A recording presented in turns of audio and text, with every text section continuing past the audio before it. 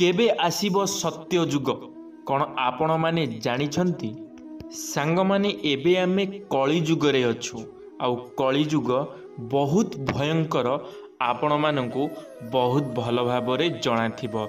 एबे कली जुग रे कौन सबु घटुची कौन सबु हेई जाउची जहाँकि आपण मानकु बहुत भल भाबरे जणाथिबो। जदि कली जुग एमिति ताहाले सत्य जुग केमिति हेबो? सत्य जुग एही भली कली जुग भली हेबो कि अलगा किछि हेबो कौन आपण माने जानिछंती? जानिबे आजिर एही भिडियो माध्यम रे केमिति हेबो सत्य जुग। सत्य जुग रे लोक माने केमिति बंचिबे, लोक माने केमितिका कर्म करिवे, लोक माने कौन करी निजको खुशी रे रखिबे जानिबे आजिर एही भिडियो माध्यम रे। सेथिपाई भिडियोटी को शेष पर्यंत निश्चित भाव में देखिए। सांग माने मु विश्वजीत आपण मानकु स्वागत करुछि मोर एक नुआ भिडियो रे। यदि भिडियोटी आपण मानकु भल लागिबो लाइक टे निश्चित भाव में करदेवे।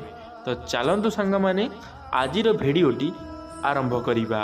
सांग माने समय को चारोटी जुग रे बंटा जाइछि।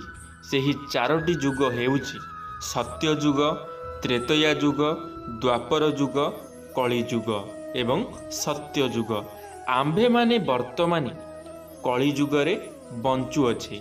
एही जुग बहुत खराब जहाँकि आपण माने भल भाबरे जानिथिबे। एही जुग विषय रे निहाती आमको अनेक किछि सूचना मिली सारिलानी। तेबे अन्य जुग मानक संपर्क रे अनेक ग्रंथ एवं पौराणिक गाथारू उल्लेख मध्य मिलिछि।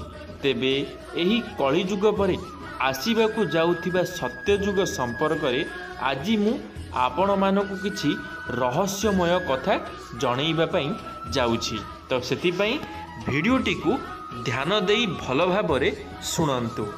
आमे बंचिथिबा कली जुग शेष हेबा पई आहुरी अनेक वर्ष बाकी अछि, किंतु एबेठारू ही कली जुग निजर शेष हेबार संकेत मानव समाज को देबारे लागिछि। उल्लेख रहिछि कली जुग शेष समय रे मनीष मध्यरे संपर्कर मूल्य रहिबो नाही। भाई भाईर शत्रु हेबो, निज घरे झियो माने सुरक्षित रहिबे नाही। निज लोक माने ही निज माँ भौणी देह को शोषण करिबारे लागिबे। सांग माने आजिका समय रे जहाँ भी सबू घटुची आपण माने जानिथिबे। भाई भाई भितरे जमी बाड़ी को नेइकिरी झगड़ा, घर भितरे स्त्री लोग हुंतु, माँ माने हुंतु, भौणी माने हुंतु, सेमानंकु खराब नजर रे देखिबा, एमिति बहुत किछि होउची। बाहरे हेउ कि घरे हेउ प्रत्येक समय रे किछि टंका को नेइकिरी झगड़ा, किछि निजस्व को नेइकिरी झगड़ा आपण मानक सामने रे सबुबले आसुथिबो। तो आपण माने भाबंतु नहीं कि एमाने किछि पाइबा आशारे झगड़ा करूछंती। ये हेउची कली जुग। लोक माने कली जुग रे एही भली ही बंचिबे। दुनिया रे टंका पैसा पाई लोक अन्य जनक जीवन नेबा पाई मध्य पछेइबे नाही। धीरे धीरे धार्मिक कार्य करिबा बंद करिबा को लागिबे। सबुआडे केवल अन्याय अत्याचार घेरी होई रहिबो। चोरी, नारी अत्याचार एवं शोषणर भार बढ़िबाकू लागिबो। कमिबार नाम ही केही धरिबे नाही। धन पाई संपर्क रे बाड़ पड़िबो, रक्तर नदी बोहिबो, केई आउ काहार निजर होई रहिबे नाही। सांग माने जहाँ सबु एबे घटी जाउची आपण माने देखि पारुथिबे। प्रत्येक दिन आपण को कौनसी ना कौनसी जगारू न्यूज आसुथिबो। काहाको किए मारी देइछि तो किए सुइसाइड करि देइछि। ये सबु हबार कारण कौन कौन आपण माने केबे चिंता करिसंती? ये सबु हबार कारण हेउची कली जुग बहुत जल्दी शेष हेबाकू जाउची। कली जुग एबे छोटो छुआ संगे समान।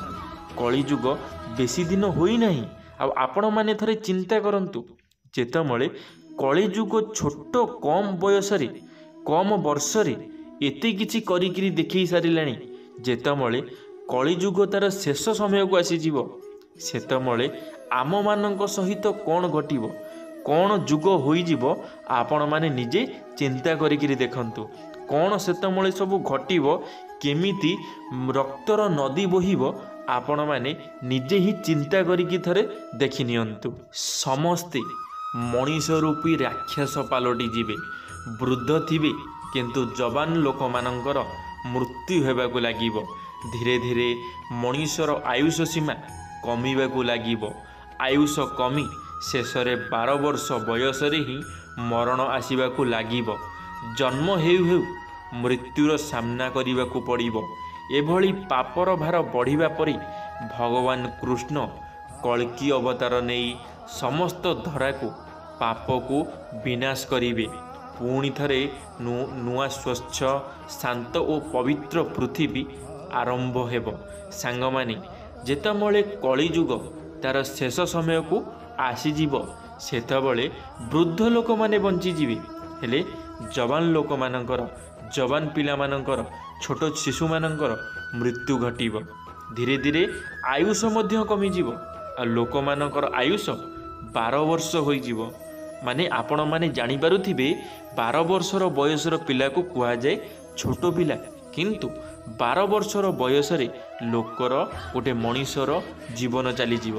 ଆପଣମାନେ ଥରେ ଚିନ୍ତା କରନ୍ତୁ, ଯେତେବେଳେ ଆମ ଜେଜେବାପାମାନେ ଥିଲେ ସେତେବେଳେ ସେମାନଙ୍କର ଆୟୁ 100 ବର୍ଷରୁ ଉର୍ଦ୍ଧ୍ୱ ଥିଲା, କିନ୍ତୁ ଏବେ ଧୀରେ ଧୀରେ ଲୋକମାନଙ୍କର ଆୟୁ କମି କମି 60 ବର୍ଷରେ ପହଞ୍ଚିଛି।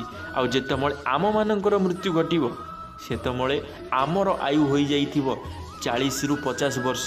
ଆଉ ଯେତେବେଳେ ଆମ ପିଲାମାନଙ୍କର ପିଲାମାନେ ସେମାନଙ୍କର ମୃତ୍ୟୁ ଘଟିବ ସେତେବେଳେ 12 ବର୍ଷ ହୋଇଯାଇଥିବ ଆୟୁ। ଆପଣମାନେ ଥରେ ଚିନ୍ତା କରନ୍ତୁ, ଲୋକମାନେ କେତେ କମ୍ ବର୍ଷରେ ମୃତ୍ୟୁବରଣ କରିବେ, କେତେ କମ୍ ବୟସରେ ସେମାନଙ୍କର ଜୀବନ ଚାଲିଯିବ। ଯେତେବେଳେ ଏହିସବୁ ଘଟଣା ଘଟିବ ସେତେବେଳେ ଭଗବାନ ଶ୍ରୀକୃଷ୍ଣ କଳ୍କି ଅବତାର ନେଇ ଆମ ପୁରା କଳିଯୁଗକୁ ଧ୍ୱଂସ କରିଦେବେ ଏବଂ ନୂଆ ଯୁଗ ତଥା ସତ୍ୟଯୁଗ ପୃଥିବୀକୁ ପଦାର୍ପଣ କରିବ। ଲୋକମାନଙ୍କ ଆୟୁକାଳ 4000ରୁ 5000 ପର୍ଯ୍ୟନ୍ତ ହୋଇଯିବ। ଅନ୍ୟ ସମସ୍ତ ଧନ ସମ୍ପତ୍ତି ମୋହମାୟା ତ୍ୟାଗ କରି ନିଜ ମନକୁ ଶାନ୍ତି କରିବା ନିମନ୍ତେ ହିଁ ସର୍ବଦା ଧର୍ମ ସହ ହିଁ ଯୋଡ଼ି ହୋଇ ରହିବେ। ଲୋକମାନେ ଧ୍ୟାନରେ ଲୀନ ରହିବେ। ସାଙ୍ଗମାନେ, ଯେତେବେଳେ ସତ୍ୟଯୁଗ ଆସିବ, ସତ୍ୟଯୁଗରେ ଯେଉଁମାନେ ଜନ୍ମଗ୍ରହଣ କରିବେ ସେମାନଙ୍କର ଆୟୁ ହେବ 4000ରୁ 5000 ବର୍ଷ।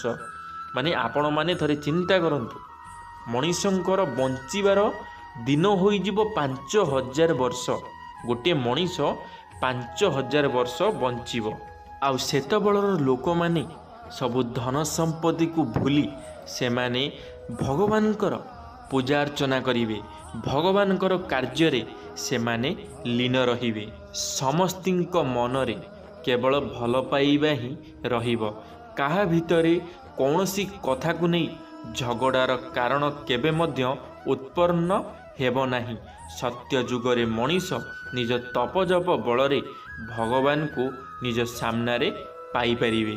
ସାଙ୍ଗମାନେ, ଆପଣମାନେ ଯେତେବେଳେ କଳିଯୁଗ ଶେଷ ହେଲା ପରେ ସତ୍ୟ ଯୁଗରେ ଆପଣମାନେ ଯେତେବେଳେ ଜନ୍ମଗ୍ରହଣ କରିବେ ସେତେବେଳେ ଆପଣମାନେ ଭଗବାନଙ୍କୁ ଦେଖିପାରିବେ, ଭଗବାନଙ୍କୁ ଆପଣମାନେ ସ୍ମରଣ କରିପାରିବେ, ଭଗବାନଙ୍କୁ ଆପଣମାନେ ସାମ୍ନାରେ ପାଇପାରିବେ। ଏହା କେତେ ବଡ଼ ଖୁସି ଆପଣମାନେ ନିଜେ ଚିନ୍ତା କରନ୍ତୁ। ଆଉ ସତ୍ୟ ଯୁଗରେ ଲୋକମାନେ ସବୁବେଳ ପାଇଁ ଭଗବାନଙ୍କର ହିଁ ନାମ ନେବେ, ସବୁବେଳେ ଜପତପରେ ଲୀନ ରହିବେ। ସେଥିପାଇଁ ଭଗବାନ ସେହିମାନଙ୍କୁ ହିଁ ଦେଖାଦେବେ ଯେଉଁମାନେ ସବୁବେଳେ ପୂଜା ଅର୍ଚ୍ଚନା କରିବେ, ଭଗବାନଙ୍କ ଜପତପରେ ଲୀନ ରହିବେ। ଆଉ ସତ୍ୟ ଯୁଗରେ ପ୍ରତ୍ୟେକ ମଣିଷ ତପଜପରେ ହିଁ ଲୀନ ହିଁ ରହିବେ। କଳିଯୁଗ ଭଳି କେବେ ବି ହେଲେ ସତ୍ୟ ଯୁଗ ହେବ ନାହିଁ। ସତ୍ୟ ଯୁଗରେ ସତ୍ୟ ହିଁ ଚାଲିବ, କୌଣସି ବି କଥା କେବେ ବି ହେଲେ ମିଥ୍ୟା ରହିବ ନାହିଁ। ସାଙ୍ଗମାନେ, ଭିଡ଼ିଓଟିକୁ ଶେଷ ପର୍ଯ୍ୟନ୍ତ ଦେଖିଥିବାରୁ ଆପଣମାନଙ୍କୁ ଅଶେଷ ଅଶେଷ ଧନ୍ୟବାଦ। आशा करी मोर ये भिडियो आपण मानक निश्चित भाव में किसी शिखापी मिली जदि किसी शिखापी मिली ताले लाइक टे करदे सांग मानक मध्य शेयर निश्चित भाव में करदे कमेंट बॉक्स रे आपण मानकर मतामत रखिए चैनल टी को सब्सक्राइब करदे।